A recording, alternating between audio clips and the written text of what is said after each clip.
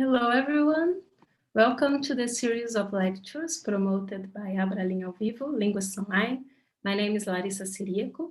I am a professor of linguistics at the Federal University of Minas Gerais, and today I'm very pleased to introduce Professor Adele Goldberg as our guest speaker. Professor Adele Goldberg probably needs no introduction. She's one of the leading linguists of our time. She has been a professor of psychology and linguistics at Princeton University since 2004.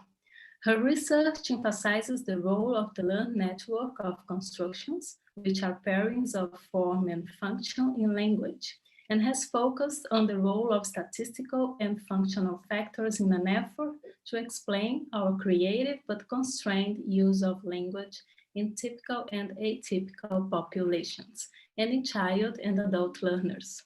Professor Adele Goldberg's work has had a huge impact on linguistics in general, but specifically on the development of construction grammars. Her new book explaining this has just come out in late 2019 and is really inspiring and fascinating. So we are very excited to have her here tonight with us. The title of Professor Goldberg's talk tonight is Good Enough Language Production. Children are both more conservative and more ready generalizers for the same reason. So before we get started, let me just remind everyone that Professor Goldberg will be answering questions after the talk, so you can use the chat window to post questions throughout the talk, and at the end, I will be reporting some of them to her. Adele, thanks a lot for being here with us tonight. I am sure everyone is really pleased to hear you. Oh, thank you so much, Larissa. It's a pleasure to meet you, and it's an honor to give a talk in this series where the talks have been so excellent. I'm going to share screen, and let's see.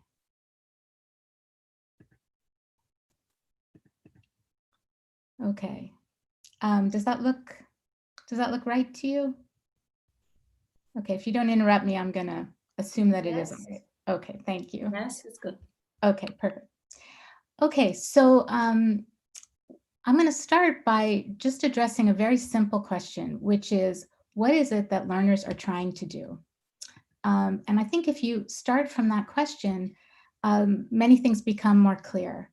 So what are we trying to do when we learn to speak a language? Clearly, we need to understand messages given the forms that we hear for the sake of comprehension. And we also need to choose forms given our intended messages for the sake of production. And we also want to conform to the convention of our community, or communities, I should say, since we all speak more than one dialect.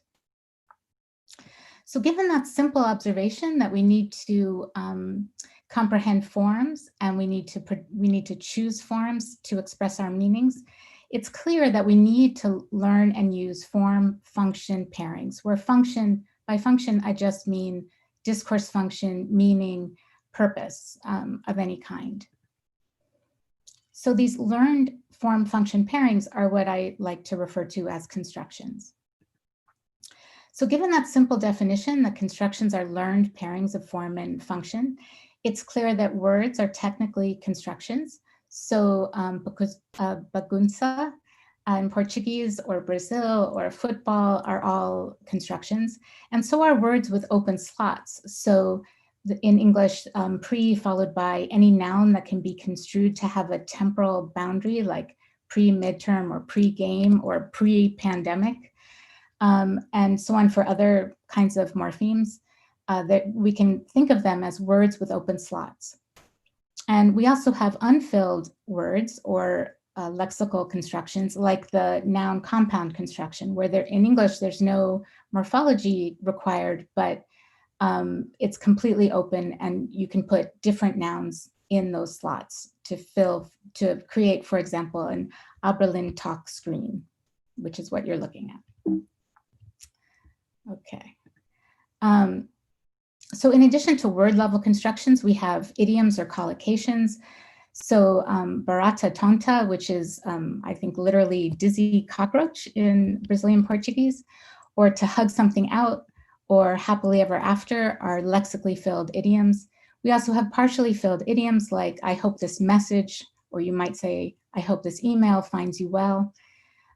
We have constructions that are that only specify a little bit of morphology, like the more the merrier, or the more you think about it, the less you understand construction. And we also have argument structure constructions. For example, the verb complement construction. Notice that this, like the noun compound construction, is recursive. So the constructions allow you to produce an open-ended number of different utterances because many of them are specified in a recursive way like this. Okay, and then finally, things that everyone has always called constructions, like the passive construction, is of course a construction on this approach. So what I want to emphasize today are really 2 points. On the one hand, I'm going to emphasize an expanded role of long-term memory for language. I think the role of memory has somewhat been underappreciated among linguists, and I think that it's important that we bring it onto center stage. And then I'll also talk about a certain paradox in the language acquisition literature. And I will try to address it in a general way by pointing out that whenever an ideal construction is not available for whatever reason, we use a good enough option in our production. And I'll go through these different cases. I won't explain them right now, but the talk will go over each one of these. So you'll see that they all actually follow from this simple idea that if you can't access some ideal construction, then we all use good enough options. Okay, so let me say a little bit more about what constructions are.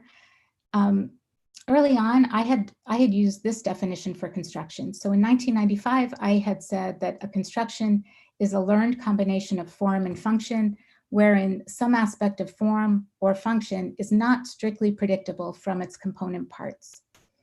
And that was the definition that Fillmore and Kay had used, and I adopted it. And then in 2006, I had realized that we actually remember a lot of collocations and combinations, even if they were strictly predictable from their component parts. So there was a lot of psycholinguistic evidence that came to my attention to show that we remember things, we learn bits of language, even if they are predictable. So at that point, I said, in addition, patterns are retained even if they're fully predictable, as long as they occur with sufficient frequency. And then I realized that that definition really is a bit incoherent. So what does it possibly mean to say that you retain something if it has sufficient frequency? So what if it doesn't have sufficient frequency? Imagine that you hear a construction. I'm going to represent for the moment a construction like this. So constructions are complex. They have internal structure typically. So I'm going to represent a construction this way. But the first time you hear a construction, it wouldn't have sufficient frequency, presumably, so you wouldn't retain it, you would forget it. It would be gone. What happens the next time you witness it? Well, from your perspective, it would be brand new. So this experience should be just like the first time you saw it because you've retained nothing. And so you would forget it. And so you begin to realize that this definition doesn't really make sense. You can't wait until you have sufficient frequency to retain a construction because you would just forget it. So what do we mean? We can't possibly remember every bit of every piece of language we've ever experienced. But what I'd like to suggest is that representations become stronger, more fine-tuned, and definitely easier to access the more often we hear them. So you can imagine that our experience, our memory works something like this, where the first time we hear a construction or a bit of language, there's barely any memory trace. So I don't know if you can see this at all, but there's a tiny shadow of a construction there. If you hear the same thing again, though, that memory trace will get stronger. And the more you hear it, the stronger it will become until the construction does become accessible. So linguists, I think, traditionally have assumed that memory is costly and processing is cheap. But in the brain, actually, the opposite is true. So memory is very cheap. And I can illustrate this with an example from vision. So this was a study done at MIT where they had people look at a long list of physical objects, images of objects. People looked at 2,500 objects over a number of hours. And the objects were different kinds of things like these. And then after they had witnessed 2,500 objects, people were shown either the same object or a slightly different, the same object in a slightly different state. And what they found, and what they asked people was, have you seen this before? Is this, so they might see this version and then they'd be asked, have you seen this before? And people should say yes if they were correct. But if people were asked instead, have you seen this one before? People would say no to be correct. What was the accuracy in this? You can imagine, it sounds like it should be very hard, but the accuracy was 87% correct. We have incredibly good memory. So in psycholinguistic courses, people sometimes say in passing that we have very poor memory for verbatim language, that we only remember the gist of language. But of course, on this constructionist perspective, you have to learn, you have to remember language because you're learning the language from the input.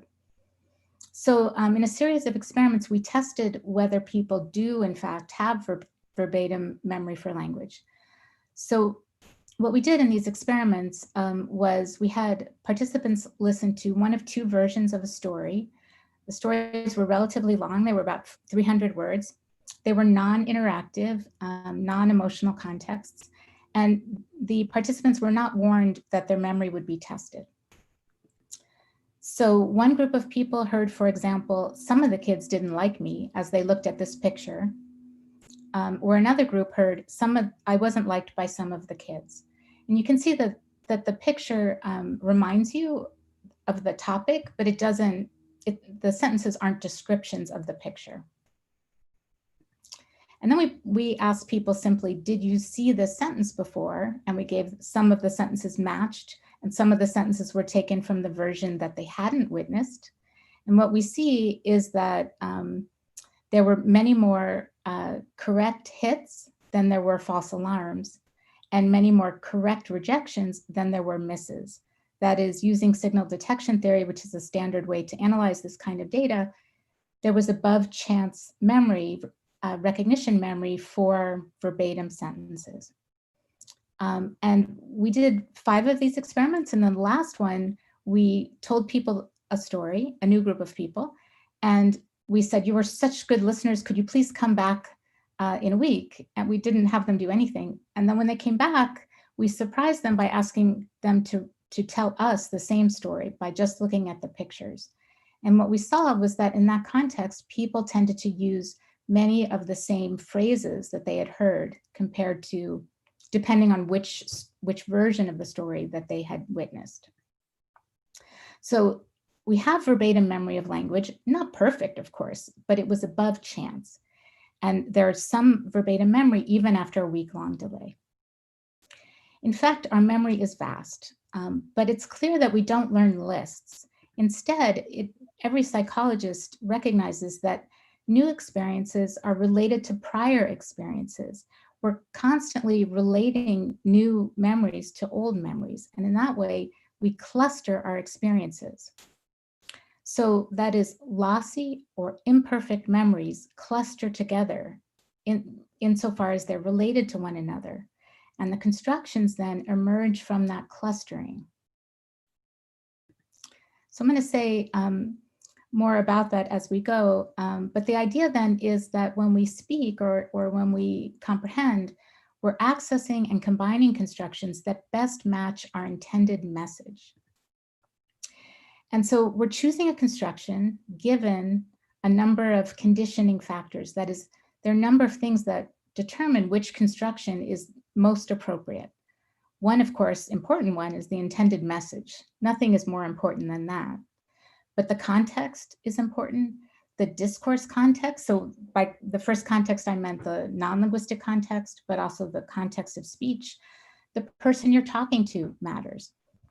So we're going to think of these as all conditioning factors that help you decide which construction is most appropriate. And I'd like to point out that these conditioning factors vary enormously, and there's no finite list. There's no hope of creating a finite list when you start to look at the patterns that exist in language. So for example, I'm going to discuss for a few minutes a wide range of conditioning factors.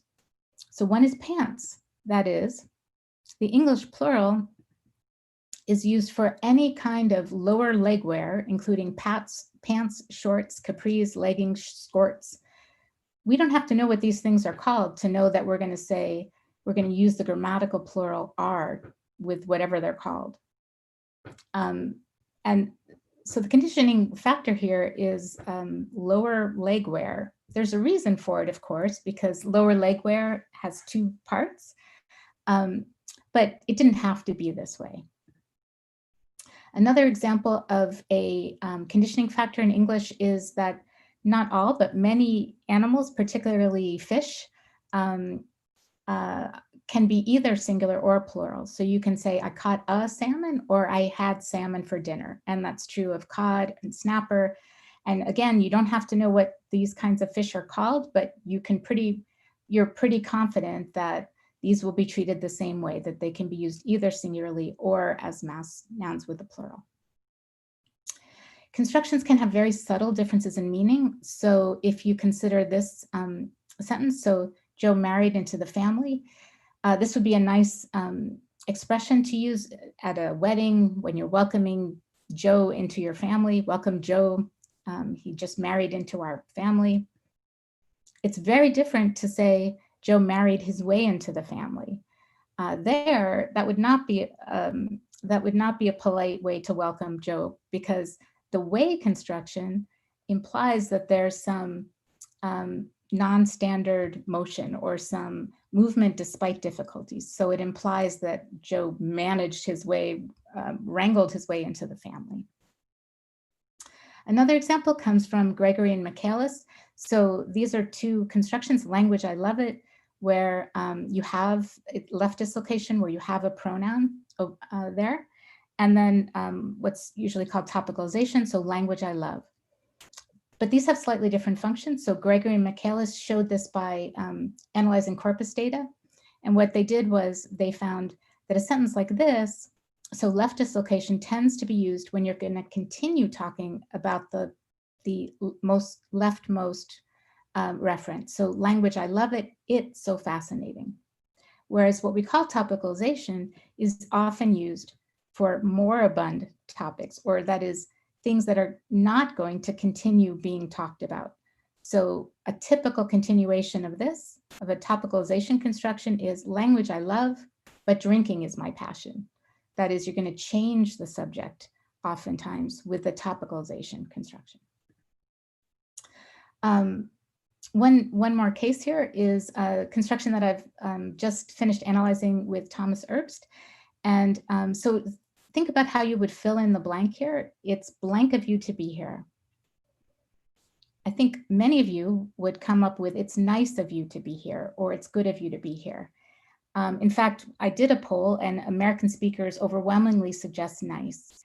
There's a reason for that, and that is that nice is the most frequent adjective in American English that occurs in the construction. But many, many other adjectives occur. In fact, nice is the most frequent, but it only accounts for about 16% of the tokens. The construction has a subtle function. It always implies that the speaker judges someone's action. Notice that it's odd to say it's tall of you to reach the top shelf, because you're not judging, because tall is not an evaluative adjective. Notice too that you can say it's big of you to reach the top shelf, but in that case, big has to mean generous. It doesn't mean large. So that is, you have to interpret it evaluatively for it to be acceptable in the construction. And finally, the construction has to be applied to an animate intentional agent. So you wouldn't say it was good of the dishwasher to save water because dishwashers aren't intentional. Okay, so I'm going to briefly mention one other fact. What's conventional often is motivated. It's often motivated by language-wide forces or by aspects of the function of the construction. But you can see that these things have to be learned because the conventions can change over time. So here's an example where there are a cluster of cases that have changed over time. So in English today, it's strongly preferred to say aunt and uncle versus uncle and aunt. That is the order in this particular phrase is to have the female relative first, aunt and uncle. But interestingly, in the early part of the last century, the opposite was true. People predominantly said uncles and aunts. And there was a shift in the mid 1960s to switch to aunt and uncle.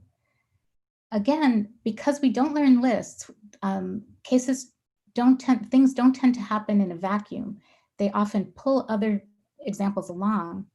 We see that the same shift occurred with ma and pa, with nieces and nephews, which again we prefer now, while we used to prefer nephews and nieces 100 years ago. Mother and father, same thing. But not all cases shifted. So brothers and sisters is still preferred. So that is to say, our memory is really important. We tolerate exceptions. We tolerate changes. We can learn from the statistics in the input. And yet we also cluster the cases we've witnessed as new cases are related to old cases, and we generalize in that way. Okay, so I'll mention one more case that might be familiar to our Brazilian Portuguese speakers indirectly, and that is the case of Spanish gender. So for the most part, I hope most of the listeners are familiar with the fact that words that end in O tend to be grammatically masculine, and words that end in A tend to be grammatically feminine. But there's a subclass of cases in Spanish that were borrowed from Greek that end in ma, and these tend to be masculine. So el problema, for example. So I had an undergrad senior thesis student, Alexia Hernandez, who's now going to be a graduate student at Stanford, and she tested 20 6 to 8-year-old kids in Spain. She wanted to know what they would do with novel words that ended in ma. Were they aware of this generalization? So she used novel words, and she covered up the root of the word with white noise. And then she asked the kids to repeat the sentences. And what she found was that they were sensitive to the ma ending. They were more likely to produce the masculine L with novel ma words, that is, words that ended in ma, than with other words that ended in a. So by the time they were 6 to 8, they were sensitive to this subregularity.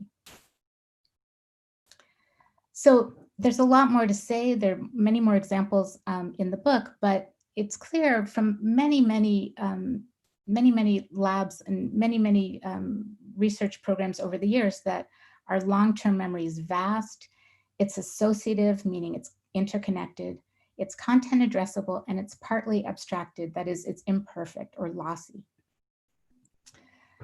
So learning the conditioning factors of individual constructions obviously takes time. These are subtle things. No one would say that we're born to expect that fish should be either grammatically singular or plural. So we have to learn these things, and it does take some time. So now I'm going to take those ideas that I think are fairly uncontroversial, and I'm going to apply them to this apparent paradox in the acquisition literature. So, and I'm going to start with this idea that if an ideal construction is not available, what learners do is they make use of a good enough option. Okay, and we're going to go through each of these cases: overextensions, regularization, conservatism, polysemy, and creativity. You don't have to be familiar with each of those just yet, but they're lined up at the top of the screen, and just so you can have an idea how much longer this talk will be. So you might be familiar with the fact that young children often overextend their limited vocabulary. So a young child might see an animal like this and say dog. So clearly that's not right. But a number of people, a number of labs looked at this and asked the question, does the child really believe that the best word for this animal is dog? So what they did was some version of an experiment where they asked the same children who did that to point to the dog, where the child was given two options. One was a dog, and one was the other kind of animal that the child had used dog to refer to. In this case, when they're given both options, children reliably choose dog. That is, they have an awareness that this is a better referent for the word dog. So what is it that kids are doing? What I'm suggesting is that children at this point don't have either they don't know the word cow, or they don't have access to the word cow at the moment of speaking. For some reason, dog is easier to access. Maybe dog was primed in the context, maybe likely dog is a much more frequent word and so easier to access. But they use dog because it's the best available option. So the idea that I'm proposing, and I still haven't addressed the paradox, but I'm coming to that, is that if no best option is accessible, use a good enough option. It's a very reasonable thing to do, and I think we all do this. So the claim then is that this is a way to understand what children are doing when they overextend words. Notice that there's a difference between children and adults. So when we aim to use a word to identify a cow, we're very good at accessing the right meaning.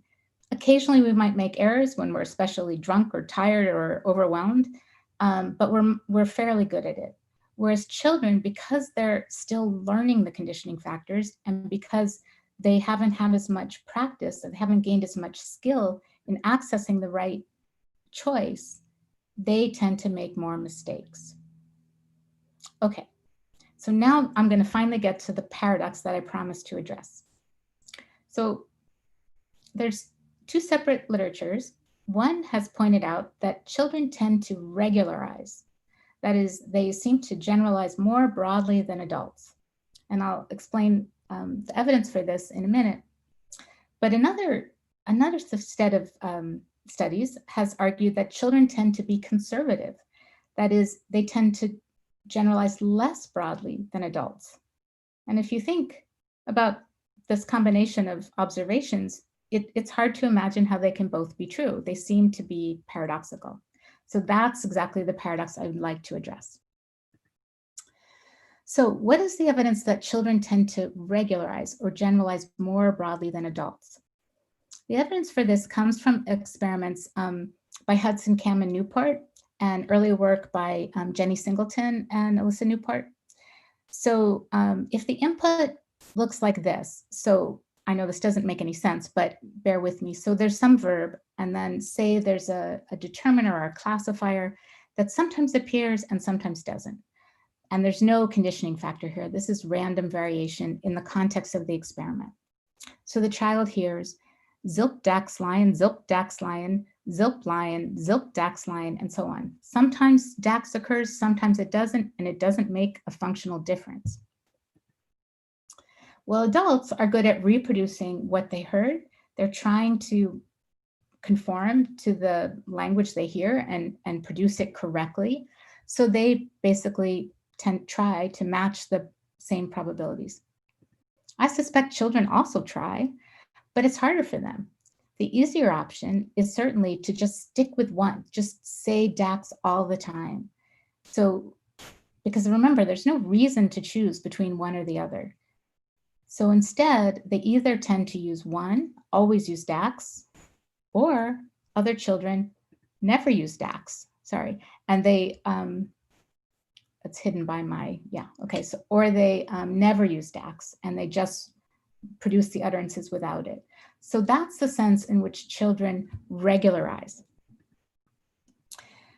Okay, now what's the other observation? The other observation comes from an equally impressive line of research that has argued that children tend to be more conservative. They tend to generalize less broadly than adults. So for example, if you teach a child, say at age 2 or 2.5, a word like pilk, and you show them what pilk means by showing them an image like this, where the glass explodes.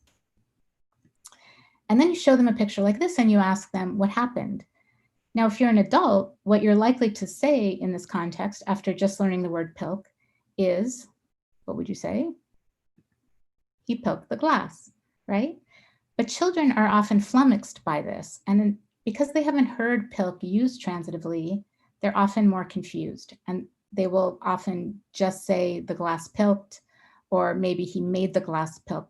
That is, they'll stick to the intransitive use. Many studies showing this. So Tomasello had a number of studies where he looked at children and their tendency to produce the transitive construction with a new novel verb at different ages. And what you can see here is that at 2, kids almost never do that.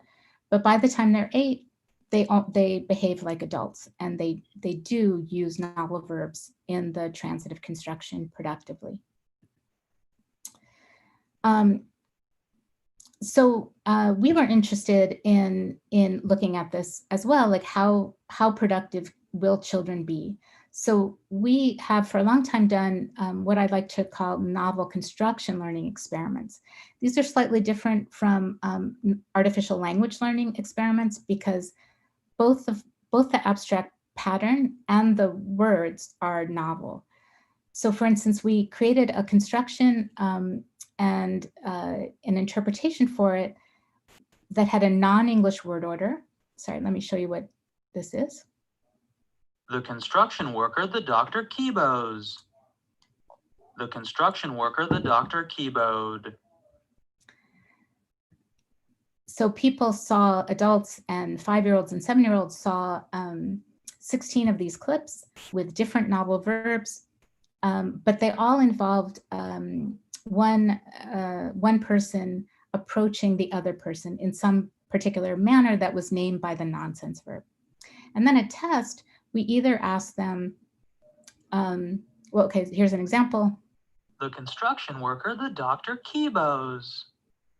So in this case, I hope if you're paying attention, you would choose the video on the right because this is identical to the one that you saw during the exposure phase. And other times we would say things like the doctor and the construction worker keyboard to see if they would then choose the other option. The construction worker, the doctor keyboard. We had other clips during the test phase that were different levels of novel from what they had seen during the exposure.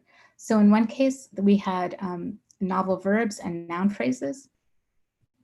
The princess, the basketball player Pucos. This is Professor Erica Wachik, I will tell you, who's she was an undergrad with me long ago. Okay, so adults, as you might imagine, after seeing 16 clips, adults are at ceiling. They're very good at choosing. The accuracy is nearly 100% for the familiar clips and for nearly familiar and for completely new instances of the novel construction. The 7-year-olds were also above chance. So the 7-year-olds were able to generalize the novel construction to new cases. The 5-year-olds, interestingly, showed a pattern where they were clearly above chance with the familiar items, but they were at chance. That is, they didn't know how to interpret the fully novel instances. So they had trouble generalizing. They had trouble recognizing what the conditioning factors were. And that's not surprising. They have had less experience. They have less metalinguistic awareness. Their working memory is less good.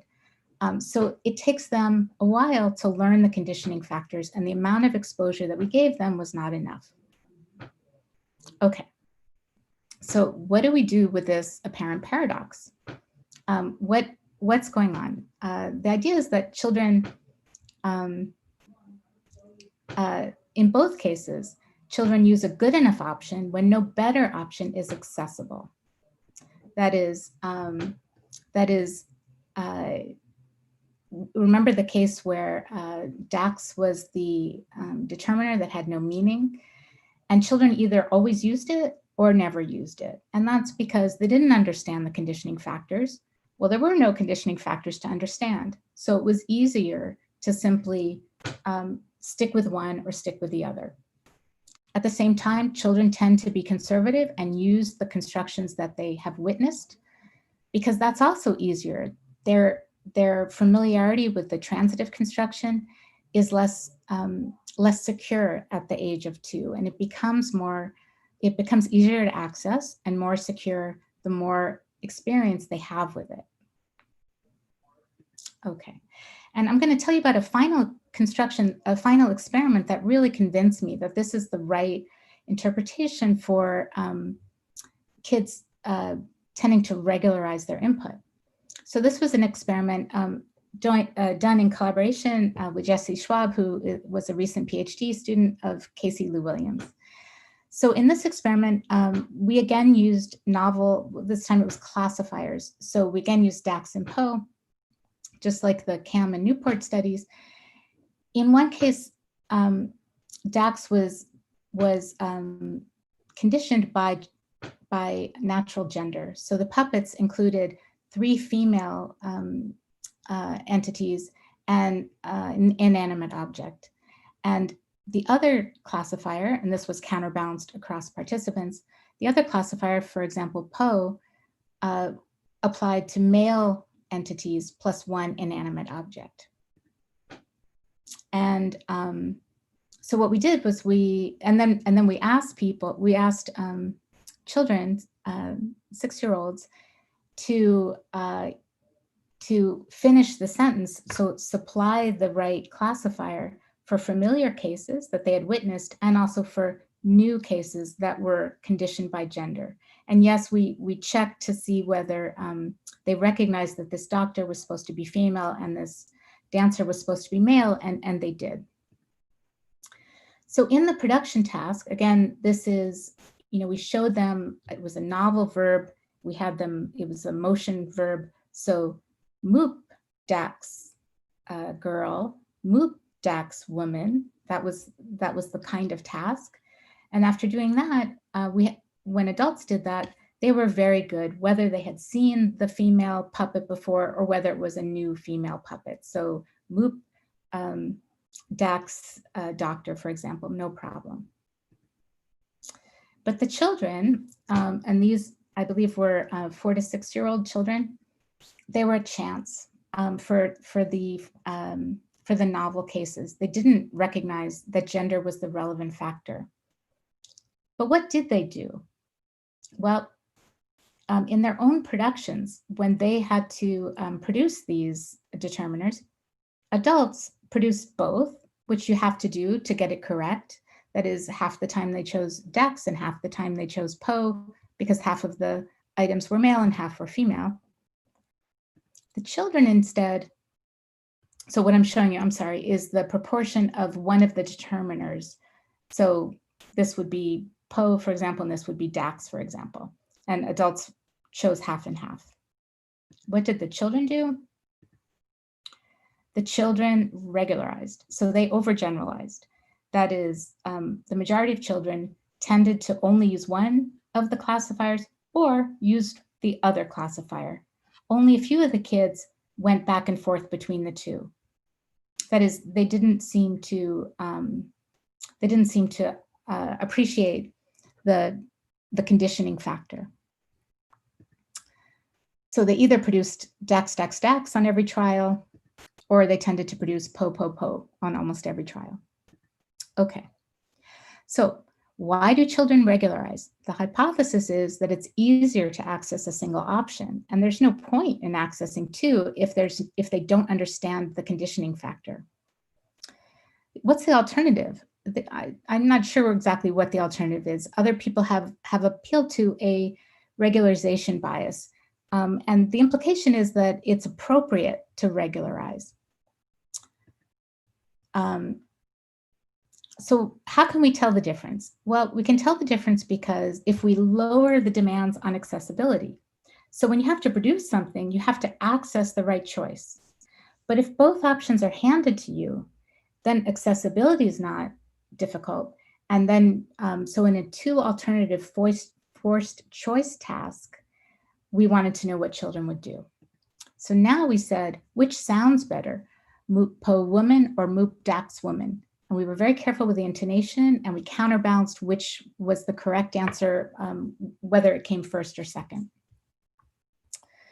So in this case, accessibility demands are reduced because both po and dax are presented. So remember, this is what you had seen before. They tended to use only one or the other in their own productions, but in a comprehension or in a preference task, what did they do? Now they were much more like adults. That is, half the time, roughly, they preferred dax, and the other half of the time, they preferred po. That is, they're very aware that both of those classifiers were used.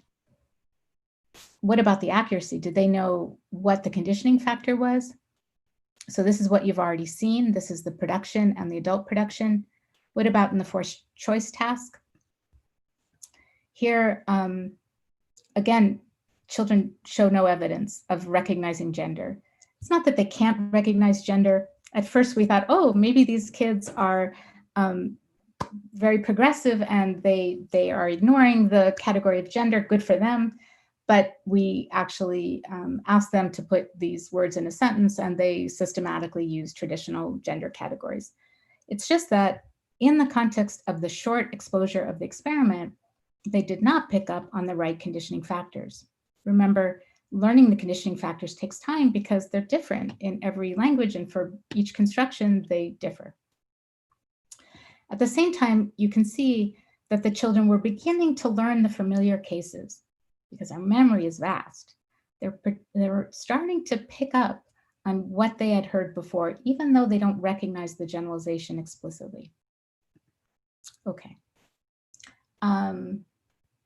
Okay, I'm going to give you one more experiment. This is a new experiment that I'm excited about. This was done by Sammy Floyd and also Casey Lou Williams. So this was an eye tracking study. We put this thing on the kids' head. These kids were 2 years old, between 2 and 3 and 0 months. So they were all 2. And we exposed them to 2 images where they heard the same word. And there were 6 different words and another 6 fillers. So for instance, sorry, let me go back. So looking at this first panel, that would be all the child would see at one time, and they would hear cap. And what we were interested in was where the children, or the timing of when children would look to the cap. What we were interested in was whether children at age 2 knew these conventional polysemous words, that is, words with 2 related meanings. So would they look at the cap, and on a different trial, many trials later, would they look at this kind of cap when they hear cap? And we were also interested in what they would do with a new case. So what would they do if they're looking at these 2 items and they hear cap? Now, I should tell you, native English speakers would not generally call this a cap. We would call that a lid, but it's not a crazy extension of cap. In fact, in Spanish, tapa is used for both this kind of thing and this kind of thing. So you have to learn the different conventional meanings in your language. And lucky that our memory is so good. But what do kids do with a novel case?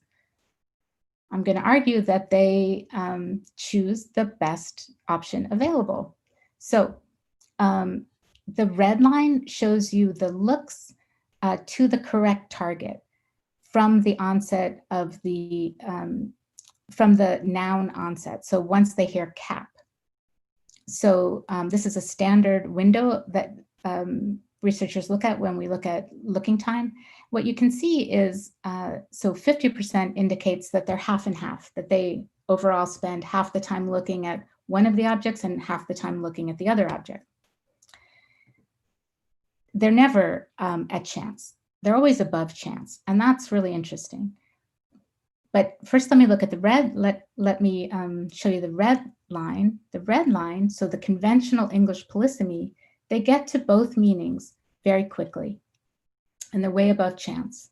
In fact, they're significantly better than they are on the novel meaning, which shows you they've learned both conventional meanings of cat. They have them in memory. They don't just infer them on the fly. But they're also capable of inferring things on the fly if there's no better match. So when faced with a situation where they need to, they choose the best available option. Okay. And we all do this. So when you look at these two creatures, they are clearly not typical dogs, but we all call them dog because it's the best available option we have. So we call them dogs. And arguably, this is what we also do when we use constructions in novel ways.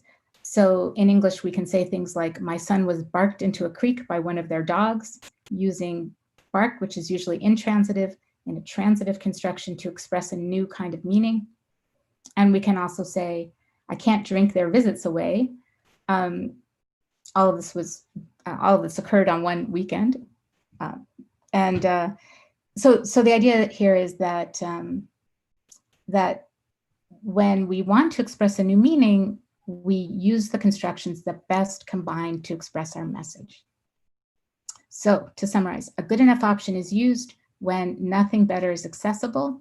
And that simple idea accounts for overextensions, for regularization in production, for conservative learning, the fact that kids aren't as ready to productively use new familiar words in new ways, for the existence of polysemy and new interpretations for words, and finally for creativity. And there's a 2-minute video that ties together some of these ideas. And there's, again, much more discussion in the book, but if you don't mind, I'm just going to play this video and then I'd be delighted to take your questions. Okay, so let me see how to start this. Okay.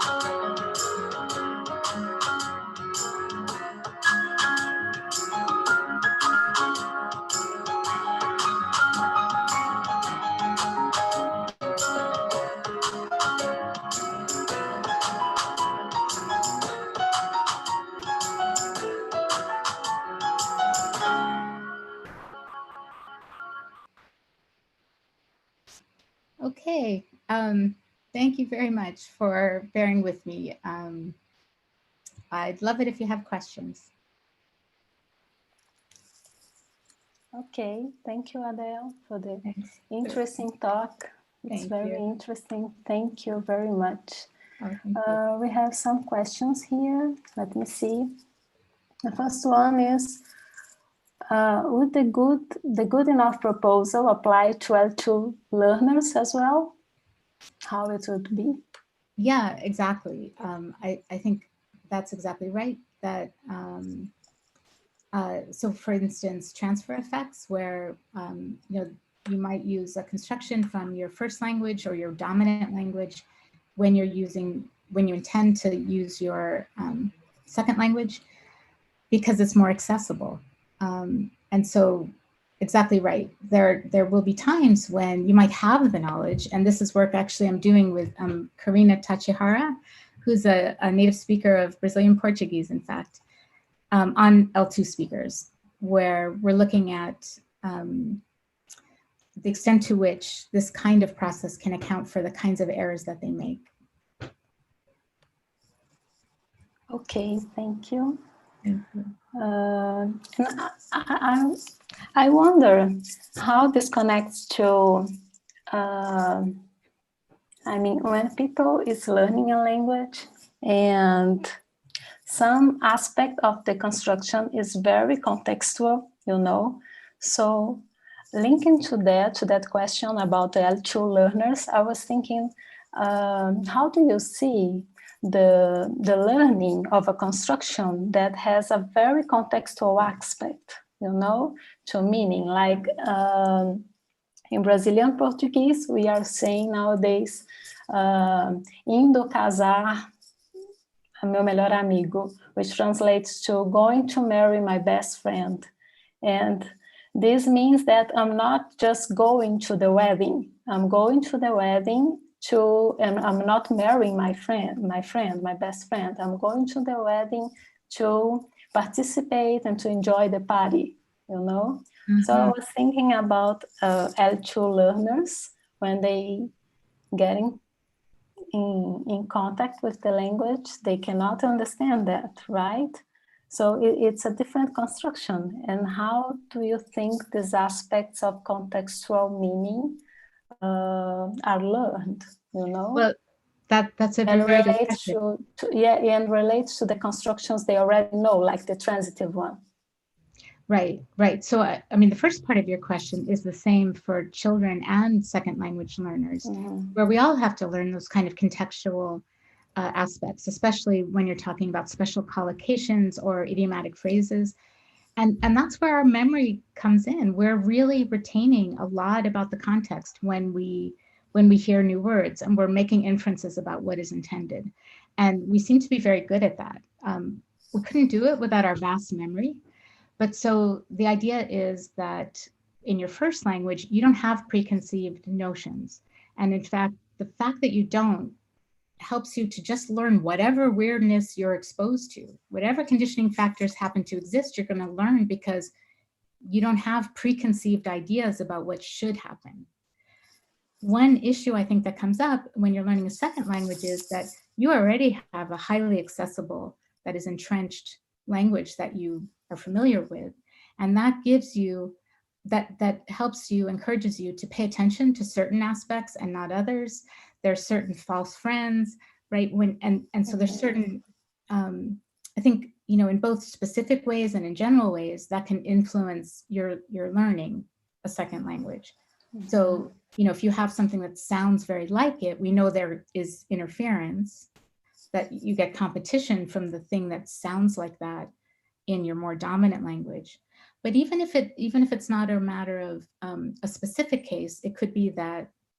So it could be. Oh, I should say, the same experiment that we did on the classifiers, the gender and classifiers, that was done with 6-year-old children in Princeton, which is a very high socioeconomic status community in general. The 6-year-olds, as you saw, did not pick up on gender. We did the same experiment with children that were almost 2 years younger in Trenton, And again, these were not their familiar classifiers, but when they learned Spanish, they were accustomed to attending to gender. And they weren't perfect, but they were slightly better than the monolingual English speakers. So that shows you like you become prepared to attend to certain things over other things.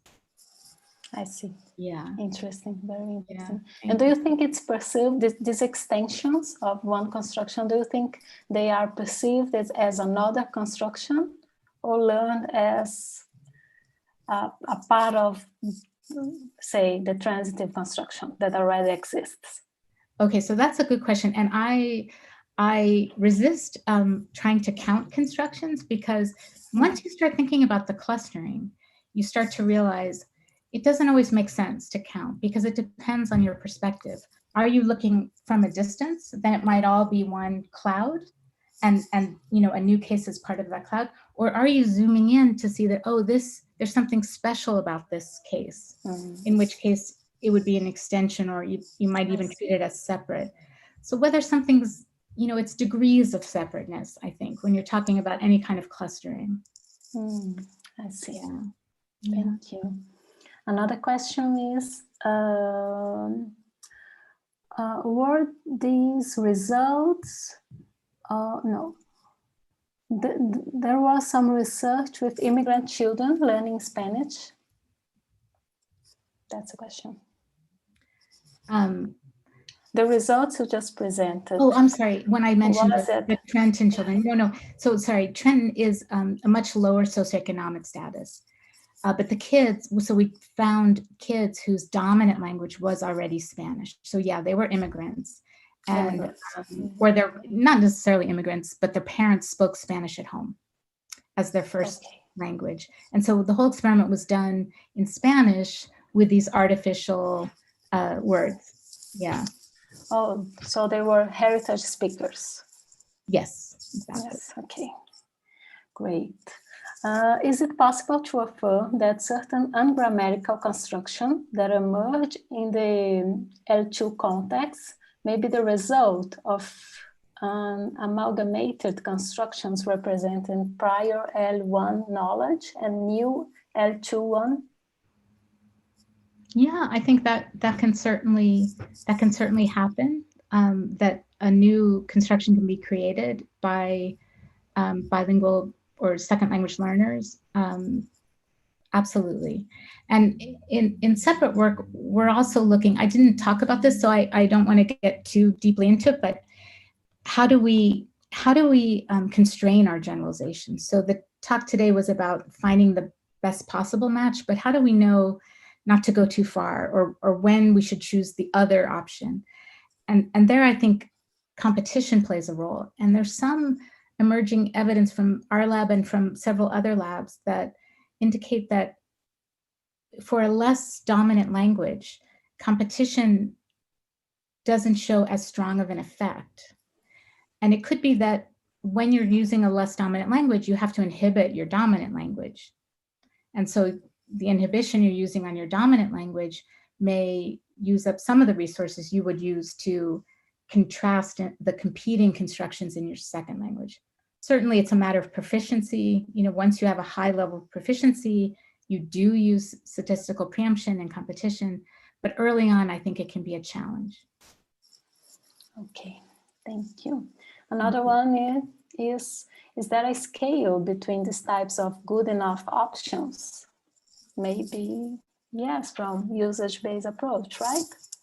Yeah, no, that's right. Considering, Yeah. So,